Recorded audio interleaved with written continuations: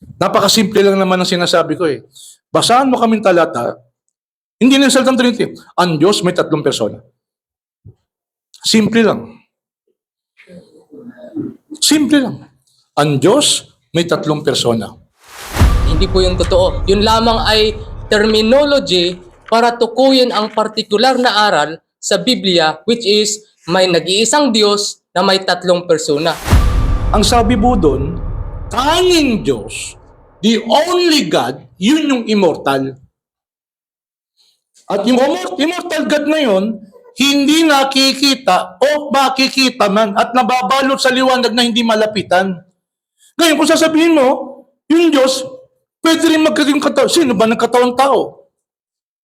Yung tatlong persona? Kasi pag sinabi mong Diyos, tatlong persona eh.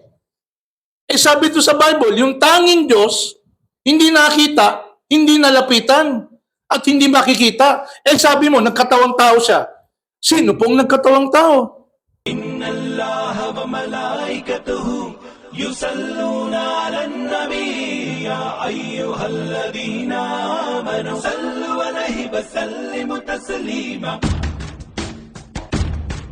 No way you cannot destroy my faith, you cannot destroy my love for the Prophet Muhammad. Maraming salamat, Karashid, sa pagtindig sa iyong paniniwala na sa pagtutol sa Trinidad. Ganun pa man, naunawaan ko kung bakit niya sinabi ang lahat ng mga yon na hindi daw niya naunawaan yung Trinidad.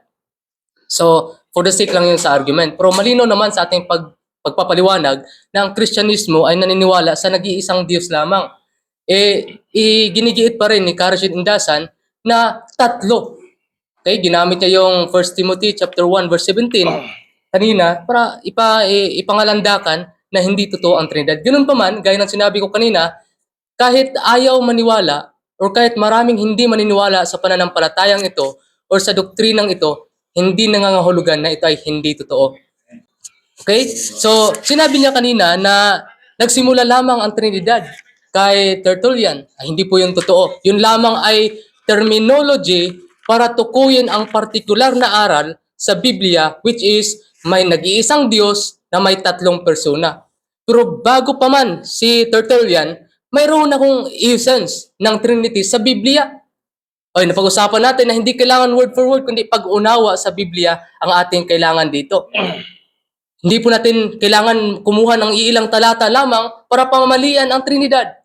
Sinabi niya kasi na kumukuha lang kami ng talata sa Biblia at pinagtagpi-tagpi. Ganoon din ang ginagawa niya. Kumukuha siya ng mga iilang talata sa Biblia, pinagtagpi-tagpi niya at kinukontra sa Trinidad na yung mga talatang yun ay hindi naman kumukontra sa Trinidad. Yun ay pagpapaliwanag sa pagkakatawang tao ni Kristo. Hindi yun pumapatungkol sa Trinidad. Okay? Ginamit niya si Justin Martyr. Sino ba yun? Hindi yun Baptist. Okay? Now, sinabi niya na ang Trinity ay hindi makikita sa Biblia. Ang term, pero ang essence malinaw sa Biblia na may kinikilalang Diyos Ama, Diyos Anak at Espiritu. Ganun pa man, nag-iisa sa pagiging Diyos. Kaya nga mismo si Kristo, I and my Father are one. Malinaw yan na ipinapaliwanag ng Panginoong Hesukristo. So yun yung sinasabi ng Biblia. Ngayon, ginamit niya ang 1 Timothy chapter 1 verse 17 na ang Diyos ay hindi nakikita, hindi nahahawakan. Totoo po yun. Pero hindi sinabi ng Biblia na ang Diyos ay hindi kayang magpakita at hindi kayang magkatawang tao. Kasi kung hindi niya kayang magkatawang tao, bakit pa siya tatawaging Diyos kung limitado naman pala ang kanyang kakayahan? Kaya nga po 2,000 years ago ang Panginoong Hesukristo ay nagkatawang tao. Kaya po siya nakita, siya ay nahahawakan ng mga apostol. So yung talata, 1 Timothy chapter 1 verse 17, hindi yun kumukontra sa Trinidad, kundi pagpapaliwanag yun na ang Diyos nga ay nagkatawang tao sa persona ni Kristo. Yun po yung malinaw doon. Hindi po yun kontra, Karashid, sa Trinidad. Dahil alam po natin na ang Panginoong Hesukristo ay nagkatawang tao. So yun po yung malinaw dyan. Kaya kung siya ay nagkatawang tao, siya ay nagpapakita, nahahawakan siya. Kaya hindi natin pwedeng limitahan ang Diyos gaya na sinabi kanina, siya ay infinite. Linimitahan mo ba yung Diyos kung gusto niyang magpakita? Yan. Hindi namamatay. Totoo naman, hindi naman namamatay ang Diyos. Sino bang Kristiyano? Sino bang Trinitarian na nagsasabing namatay ang Diyos? Hindi namamatay ang Diyos. Siya nga ang author ng buhay. Siya nga ang nagbigay sa atin ng buhay. Siya nga ang lumalang ng sanlibutan. Paano siya mamamatay kung siya ay eternal? Siya ay infinite. Diba? So yun ay akusasyon lamang na ang Diyos ay namamatay. Dahil sa pagkakatawang tao ni Kristo. Pero nung nagkatawang tao ba si Kristo, nung siya ay naipako sa krus, namatay ba ang kanyang pagka-Diyos o yung kanyang laman? Hindi namatay ang kanyang pagka-Diyos. Kundi yung kanyang pagkakatawang tao, yung kanyang katawang tao ayon sa book ng 1 Peter. Ang namatay sa kanya ay ang kanyang laman, hindi ang kanyang pagka-Diyos. Halimbawa, sa isang tao, pag namatay, tumigil ba ang kanyang pag-iral? Hindi naman. Umiiral pa rin ang ating conscience. Pero ang katawan natin, patay. Ganun din nung si Kristo ay naipako sa krus, ang kanyang katawan nawala ng buhay, pero siya ay nanatiling umiiral sa kanyang pagka-Diyos. Kaya nga, naisulat sa Biblia sa 1 Peter na siya pa ay napunta sa bosom of Abraham to preach the victory, na tapos na niya, tetelestai, tapos na niya ang pagbayad ng ating kasalanan. Yun ang ipinapaliwanag ng Biblia, kaya hindi pwedeng kukuha tayo ng ilang talata lamang sa Biblia tapos pamalian yung pananampalatayang Trinidad. Hindi po pwedeng magtagpi-tagpi lang tayo ng ng mga talata sa Biblia. Okay? So yun po yung sagot doon sa kanyang mga argumento. Ngayon, sinabi niya na hindi makikita sa Biblia ang Trinidad. Wala naman tayong napagkasunduan na word for word. Ang usapan natin, essence ng Trinity. At yung mga binigay kong halimbawa kanina, yun yung mga halimbawa na posible pala ang Trinidad. Okay? Kasi kung posible siya sa mga paglalang ng Diyos sa atin, makikita ang Trinity of Trinity sa pagkalalang ng Diyos, bakit hindi imposible sa Kanya? Ay, bakit posible sa Kanya yun? Okay? Yun po yung mga bagay. So, balik tayo doon sa argument natin kanina. Now, kinote na niya kanina yung mga talata. So, hindi natin maiwasan or hindi ko masisisi si Karshin Indasan kung tututulan niya yung mga verses na ibibigay sa kanya or ng pagpapakilala ni Kristo sa kanyang pagka-Diyos or sa kanyang pagiging isa sa Trinidad. Okay, kinote niya kanina sa Matthew 28 verse 19 na si Kristo mismo ay nagpapakilala, baptizing them in the name of the Father and of the Son and of the Holy Ghost. Makikita natin doon na ang salitang name ay singular. Okay, ang authority ay nagmumula sa Diyos sa persona ng Ama, ng Anak at ng Espiritu.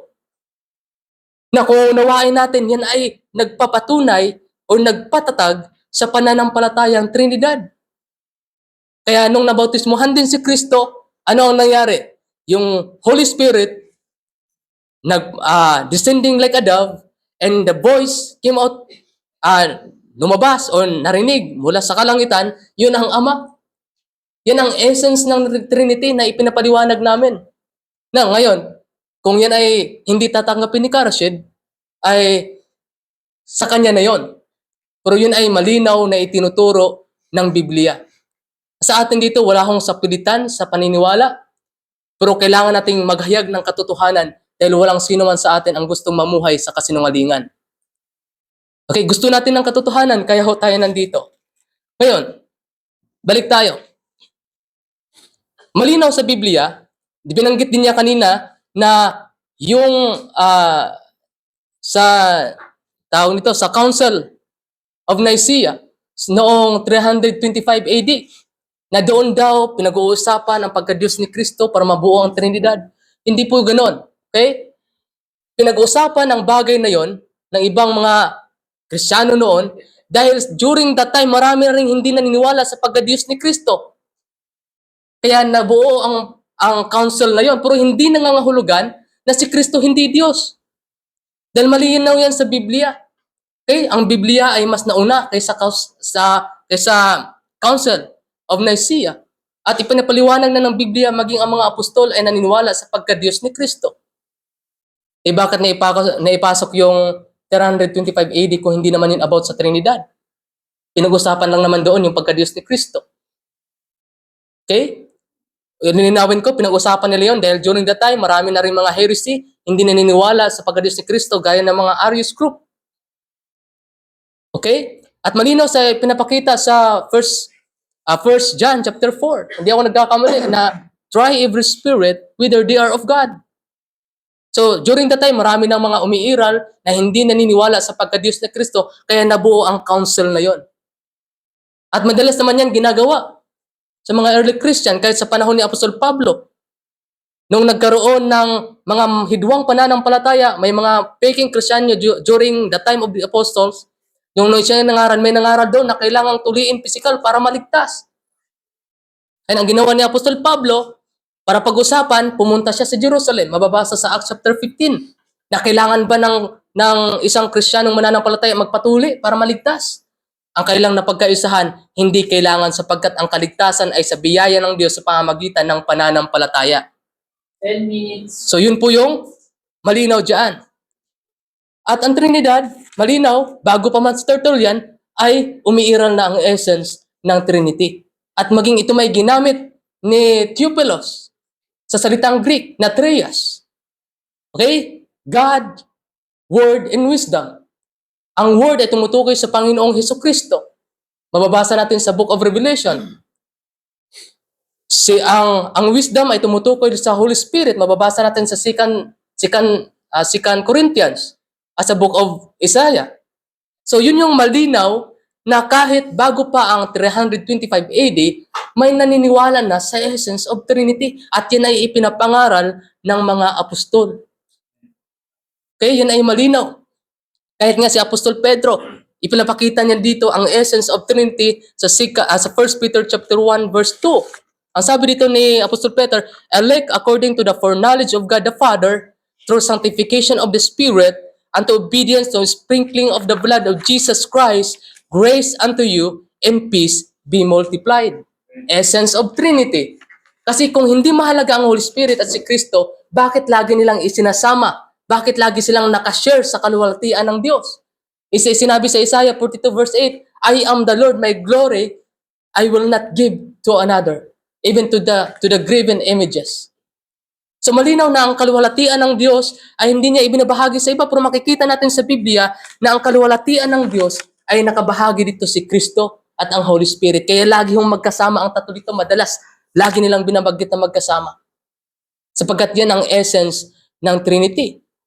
At maging si Apostol Pablo, yung kanyang papapahayag, na makikita natin na in-acknowledge niya ang presence ng Trinity. Mababasa natin sa 1 Corinthians 13. Okay, yun ang malinaw na itinuturo ng Biblia. Yan ang essence ng Trinity na dapat nating maunawaan. Okay? Sinabi ni Karasid kanina, hindi niya naunawaan, hindi ako naniniwala na hindi niya naunawaan ang pananampalataya namin na iisang Diyos lamang, bagamat umiiral sa tatlong persona. Pilit lang niyang hindi paniwalaan. Kasi may ibang doktrina ang sinasampalatayaan niya. Okay? Pero malinaw sa Biblia ang essence ng Trinity. At kaya nga po, sa pag-aaral ng Biblia, hindi lang verse by verse kukuha ka lang. Tapos, bigyan mo ng ibang kahulugan. Kahit siguro naman kami kukuha ng verse talata sa Quran, hindi rin kayo papayag na bibigyan namin ng ibang kahulugan. Okay? Ginamit nyo kanina ang, di ako nagkamali, sa Quran 5:73 na huwag tawaging three dahil may nag-iisang Diyos lamang. So sa talatang yun mismong talata mula sa Quran ay nagpapahayag na ang pananampalataya ng mga Kristiyano noon ay Trinidad. So nabasa ang Trinidad word for word kahit sa Quran na ang mga Kristiyano noon mas nauna pa kay Muhammad ay naniniwala sa Trinidad. So yun yung malinaw na itinuturo ng Biblia at maging ang Quran mismo ay nag-affirm na ang mga Kristiyano naniniwala sa iisang Diyos lamang. Okay? So yun po yung sinasabi ng Biblia. Ngayon, bakit natin pananiniwalaan na ang Trinidad ay dapat paniwalaan at ito ay biblical? Sapagkat hindi lang ito in-affirm ng Old Testament, hindi lang ito in-affirm ng New Testament, hindi lang ito in-affirm ng mga apostol, Hindi lang ito in-affirm ng mga forefather, kundi naipahayag mismo ito ng Biblia. Punta tayo sa mga forefather natin. Okay, nabanggit kanina hindi nanggaling kay Tertullian ang pananampalatayang Trinidad. Terminology lamang yon para itawag sa partikular ng aral na Biblia. So yun yung malinaw dyan. Halimbawa, si Ignatius. Sinasabi niya kanina din, malinawan lang, na ito ng mga forefather ay sa Katoliko. Hindi ako nagkamali sa pagkaintindi. Ay hindi po, okay? Maling paratang po yun. At yung nabanggit niya kanina na parte daw kami ng protestante, ay malinaw po na hindi po yan. Hindi po namin yan tinatanggap. Kasi bago pa man nagkaroon ng protestante, kahit Council of Trent mismo, isang president ng Council of Trent ay nagsasabi na bago pa man ang reformer ay mayroon ng mga Baptist na umiral. Okay, hindi po protestante ang mga Baptist. Dapat pa yan malinaw. Labas na yan sa usapan, pero kailangan ko lang masagot kunti yung kanyang sinabi. Hindi po kami tumatanggap na kami ay protestante sapagkat yan ay hindi totoo. 5 minutes. Ngayon, ang sinabi dito ni Ignatius, okay, of Antioch, sa kanyang sulat na letter to Ephesians or letter to Magnesians, ang sabi niya dito, be eager, therefore, to be firmly grounded in the precepts of the Lord and the apostles, that in everything you may prosper in flesh and in spirit, and faith and love, and the Son and the Father in the Spirit. So bakit tatlong persona itong binanggit niya? Kung hindi sila naniniwala sa essence ng Trinity. Kahit ang mga forefathers ay nagbabanggit ng mga tatlong persona na ito. Ngayon, ang sabi dito ni Irenaeus, sa book 4, chapter 20, section 1, for with him always present the word and wisdom, the Son and the Spirit, by whom, in whom, freely and spontaneously he made all things. At ang sabi pa sa book 3, chapter 19, verse 2, the Father is God and the Son is God, for whosoever is begotten of God is God. So na yung malinaw na itinuturo ng mga forefathers. So, bago pa man ang 325 AD, bago pa man ang 381 na Constantinople, marami na hong naniniwala at ang mga paniniwala ng mga Kristiyano doon ay Trinidad. Okay? So, now why Trinity? So malinaw na bakit Trinity? Dahil malinaw na walang ibang kinikilala ang Biblia. Lagi namin paliwanag sa Trinity na sila ay co-equal, co-eternal. Nabanggit kanina ni Karashid. Okay? Dahil yun naman ay makikita sa Biblia. Kaya nga, kailangan natin ng systematic na pag-aaral sa Biblia. Hindi lamang iilang talata tapos kukontrahin nyo na yung katotohanan. Okay? Ngayon, halimbawa, sa pagiging, sa sinong umakda ng sanlibutan, ang anak, si Kristo, ay kinikilalang tagapaglikha ng sanlibutan ng Biblia. Ang Ama, ganun din. At ang Holy Spirit, ganun din. So, isang konklusyon lamang, kung aaralan natin ng systematic ang Biblia, ang konklusyon natin, kung aaralan natin maayos, ay ang doktrinang Trinidad. Okay? Ngayon, ayon din dito, sa Biblia, ang bawat persona ay tagapagligtas. Ganon din ang Ama, ang Anak, at ng Espiritu. So ito, ang mga katangiang ito, ang mga karakter na ito, makikita sa tatlong persona. Kaya hindi pwedeng sasabihin, saan sa Biblia na sinabi ng Diyos, ako ang Diyos na umiiral sa tatlong persona. Kung malinaw na nagpapahayag na kahit ang Diyos mismo ay nag-affirm na may tatlong persona. Kaya nang binasa natin kanina sa Isaiah 48, verse 12 to 16. Diyos mismo ang nagsasalita doon. Na siya nagsasalita, may in-acknowledge pa siya na dalawang persona. So, kung gagamitan natin ng pangunawa ang Biblia, ang magiging konklusyon natin ay ang pananampalatayang Trinidad. Ngayon, Sa Biblia din, tinawag sila na eternal. Ang tatlong persona na ito. Tinawag na Diyos ang tatlong persona na ito. Sila ay may katangian ng pagiging omnipresence, omnipotent, and omniscient. May mga talata po sa Biblia niyan. At yan ay malinaw. Kaya ang magiging konklusyon talaga, kung maayos lang kung good intention lang yung pag-aaral natin sa Biblia, hindi tayo maliligaw sa katotohanan na ang Biblia pala ay nagtuturo ng Trinidad. So maraming mga karakter na makikita natin sa tatlong persona. At yan yung second stand ko sa hapon na ito.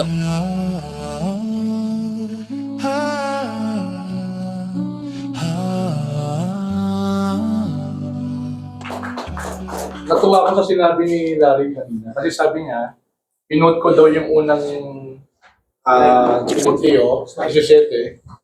Unang Timoteo 17, kinote ko daw yun.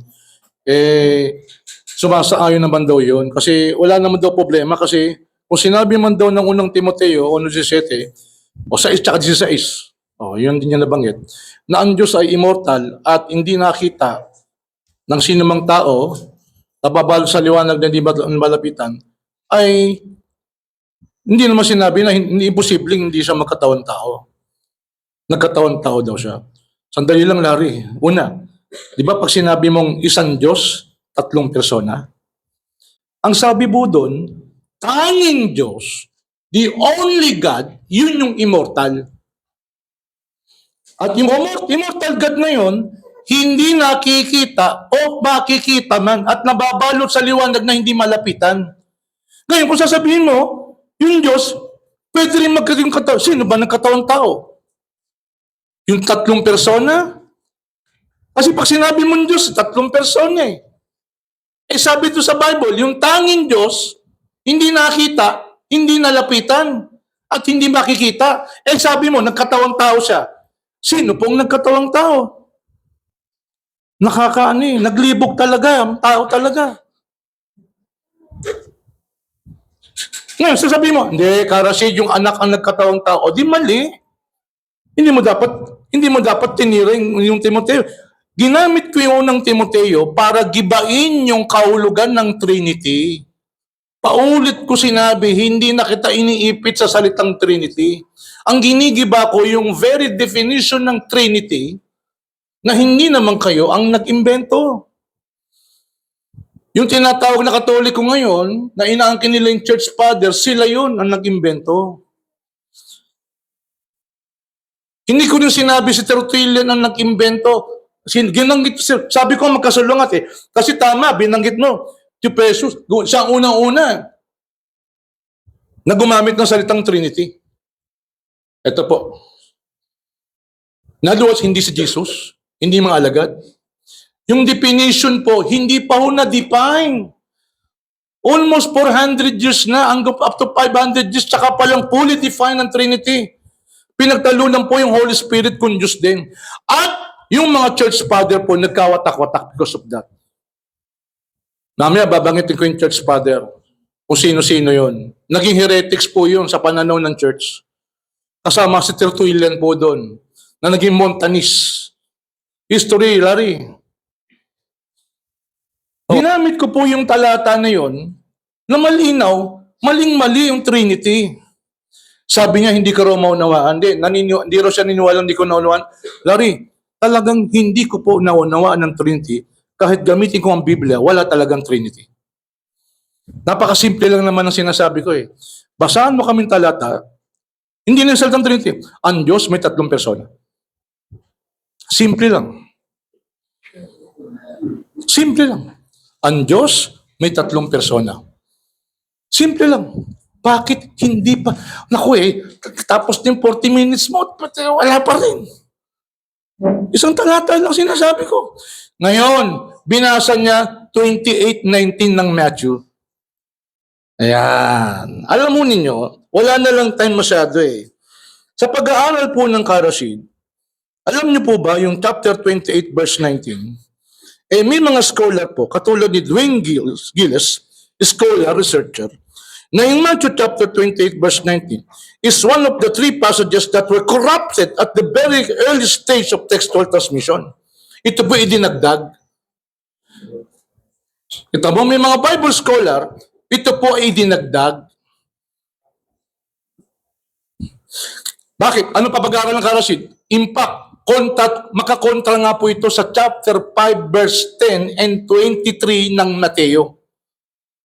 Ewan ko lang kung gusto mong ipaliwanag ko pa yan. Bakit? Sa chapter 5 verse 10 and 23 ng Matthew, si Jesus tinapos na yung pangangaral. Inutusan niyo yung 12, huwag kayong pupunta sa Pilipinas, huwag kayong pupunta sa Amerika, huwag kayong pupunta sa mga panguilong, pumunta lang kayo sa mga nangawaglit na tupa ng bayan ng Israel lamang. Tapos sabi niya sa 23, pag pinag-uusig kayo, lumabas kayo, pumunta kayo sa ibang bayan. Ito sinasabi ko sa inyo, hindi nyo matatapos libutin ng Eretz Israel, darating na anak ng tao. Walang dumating. Unfulfilled prophecy. Doon natatapos yun. Idinagdag na lang itong 28:19 na sumalungat sa talatang yun. Ngayon lang narinig yan sa malalim na pag-aaral ng Karasid. Tinapos na ni Jesus doon eh. Sabi niya, sabi sa Isaias, hindi ko binibigay ang aking kaluwalhatian. Binigay daw ng kaluwalhatian daw na Diyos kay Kristo. Ganun ba, Larry?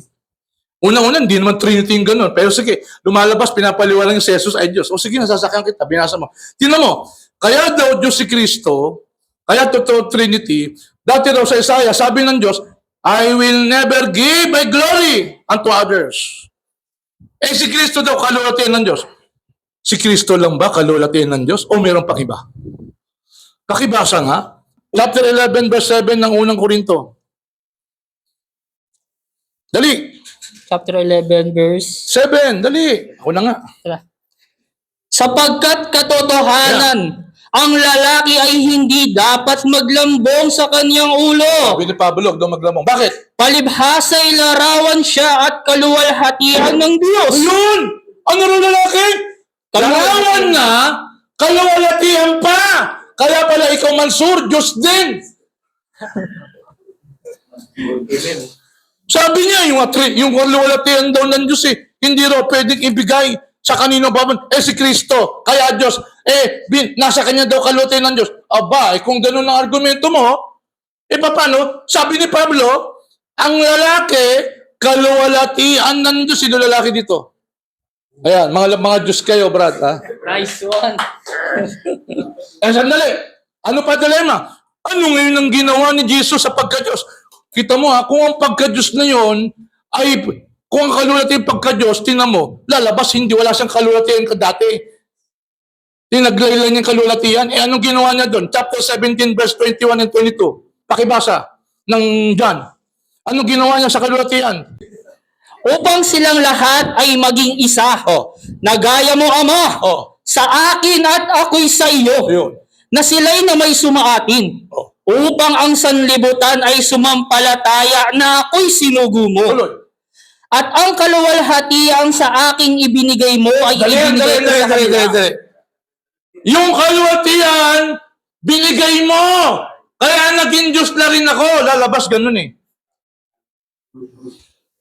Natanggap lang pala niya Ulitin mo. At ang kaluwalhatian sa aking ibinigay mo ay ibinigay ko sa kanila.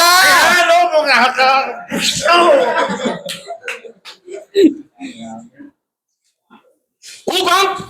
Upang sila'y maging isa, na gaya naman natin na iisa. Yun ang paliwanag sa John chapter 10 verse 30, Larry. Binangkit niyo yung John chapter 10 verse 30 para Trinity. Wala naman Trinity doon I and my Father are one. Yun ang paliwanag. Kapag pinaliwanag mo yung John chapter 10 verse 30 na Diyos din si Kristo, lalabas. Sabi niya, ang kaluwalhatian binigay mo sa akin. Diba? Pagka-Diyos yun. Ang pagka-Diyos na binigay mo sa akin, kaya naging Diyos ako, ibinigay ko rin sa kanila upang sila'y maging Diyos din, gaya natin Diyos. Ang saya-saya. Hindi, sabi upang sila'y maging isa, gaya naman natin ay isa. Lalabas yung pagkaisang yung pagka-Diyos, lalabas lahat yung Diyos na. mapupunta talaga sa dilema. 10 minutes. Mapupunta talaga sa dilema. Sabi niya, ano ba yun? Si Pablo raw naniniwala sa Trinity. Chapter 13 ng binasa niya. Saan kaya? Please, I will be stand corrected. Teach me, Larry. Binibigyan natin ng pagkakataon. Simple lang ang tanong ko. Simple lang. Sabi mo, importante ito eh. Kung importante ito, bakit hindi walang malinaw sa Bible? Simple lang. Tinuro ba ni Jesus Christ, pakinggan niyo Israel, ang Panginoon natin Diyos ay 3 persona? Tinuro ba ng 12 alagad, ang 12, ang Diyos, isang Diyos, 3 persona? Hindi mo sinagot kanina, bakit siya alipin ng Diyos? Chapter 3, verse 13 ng Acts. Chapter 4, verse 24 and 30. Isa pa. Bakit si Kristo? Sabi ni Pablo, tingnan mo si Pablo ha. Ano sabi ni Pablo? Pakinggan natin. Ha? Dali ha. Wala bang kape dyan? Nanginginig na ako. Usan natin. Pakibasa mo nga yung Acts. Ilang minutes lang, baka maubos na ako 8 minutes, Dad. 8 minutes. Bakit sabi ni Pablo ang ganito? Ha? Mas mataas talaga ang Diyos eh. Unang Korinto 11:3. But I want you to understand that Christ is supreme over every man. Okay. The husband is supreme over his wife. Dali ha. Start, mga babae. Kami mas supreme sa inyo. Sabi ni Pablo, kaya dapat magbalot kayo. Bakit? Para kay Pablo, mababa kayo sa amin. Sa Quran, kaya magbalot kayo. Bakit? Para respetuhin kayo. Sa Bible, kay Pablo, mas mababa kayo sa lalaki. Tuloy. And God is supreme over Christ. Larry, bakit ganito? Itingnan mo ha? Bakit ganito? Akala ko mapag sinabing Diyos 3 persona. Bakit ganito? God is supreme to Jesus. Di gibang-giba yung definition ng Trinity kanina. Co-equal, co-eternal, co-exist. Mas supreme daw yung God eh. Ngayon sila baka sabi mo, hindi, please. Supreme no? Ngayon, nagtatago siya kasi nung pagkatao niya, yun ang gusto kong paliwanag mo. Tandaan mo, napupunta ka sa topic na si Jesus ay Diyos din. Trinity, simple lang. Equal silang 3.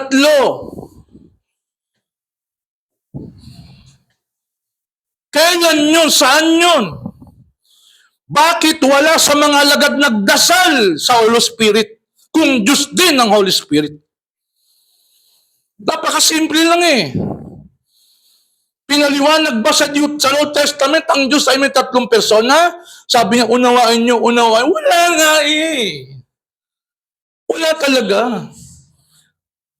New Testament, sinabi ba ni Jesus? Ilang minutes lang? 6 minutes. Tingnan nyo. Babasa ko. Pakibasa mo nga yung 12:29 ng Mark. Tingnan nyo. 12:39 ng Mark. 12:13. Oh. 12:29 ha? Chapter 12:29. Jesus answered, Sa ano muna? 28. one of the teachers of the law of Moses came up while Jesus and the Sadducees were arguing. Oh.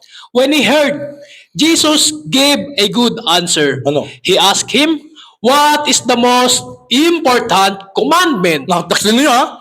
Anong pinaka-pangulong utos?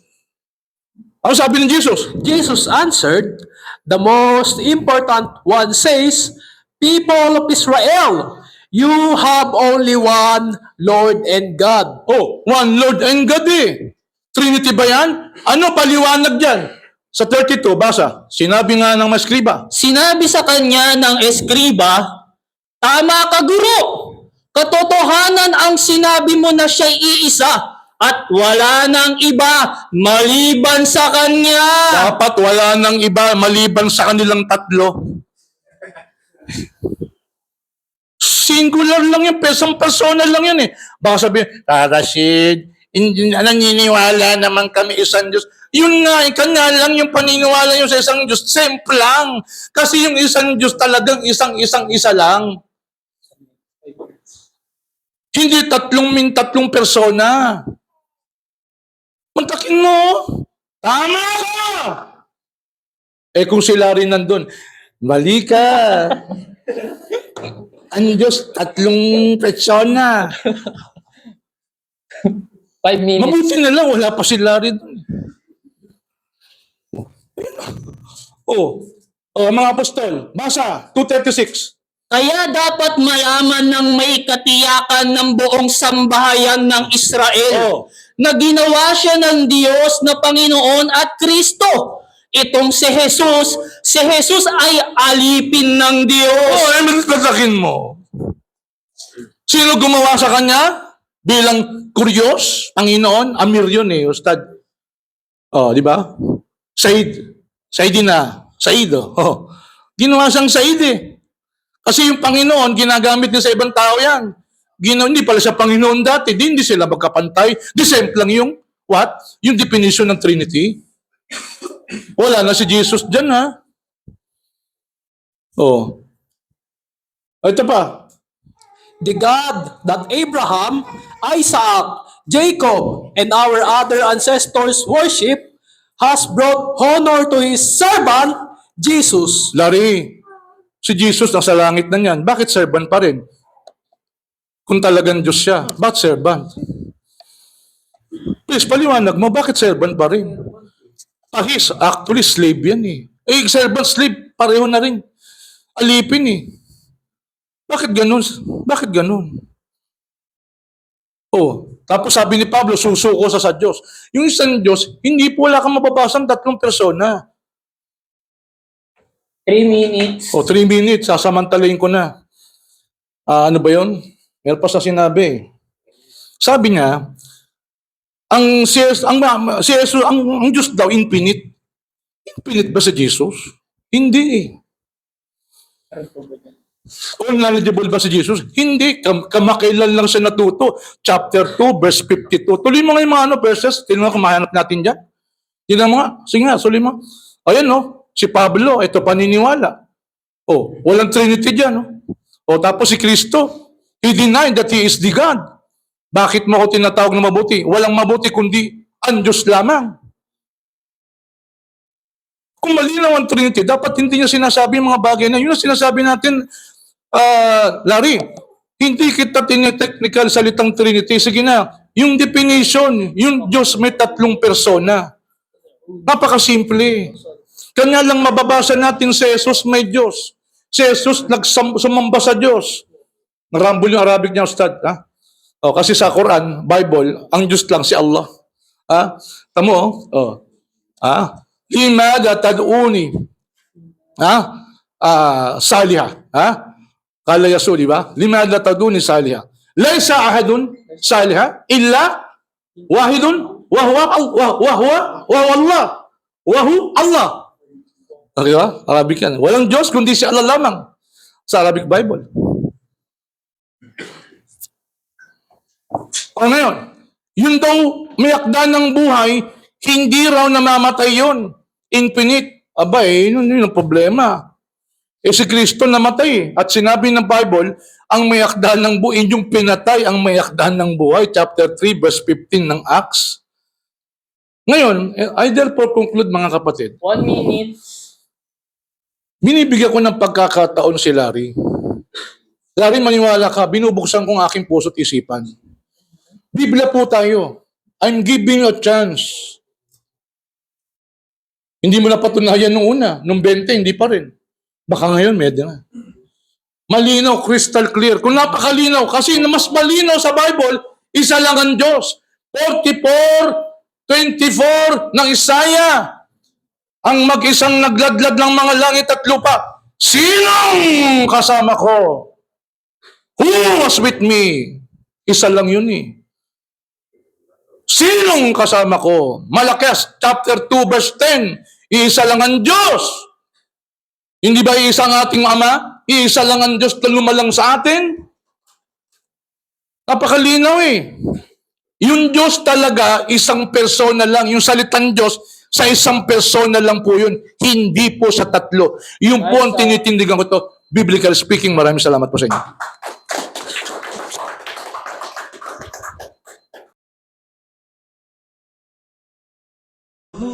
إن الله وملائكته يصلون على النبي يا أيها الذين آمنوا صلوا على النبي إن الله وملائكته صلوا عليه وسلموا تسليما. No way, you cannot destroy my faith. You cannot destroy my love for the Prophet Muhammad. No way, you cannot deceive this world by trying to spread the lies about Prophet Muhammad. No way, you can get away with this. No way, you will have to answer for this. No way, you just can't go on and on with your standards against the man of God. No way, God will never forgive you. No way, God will never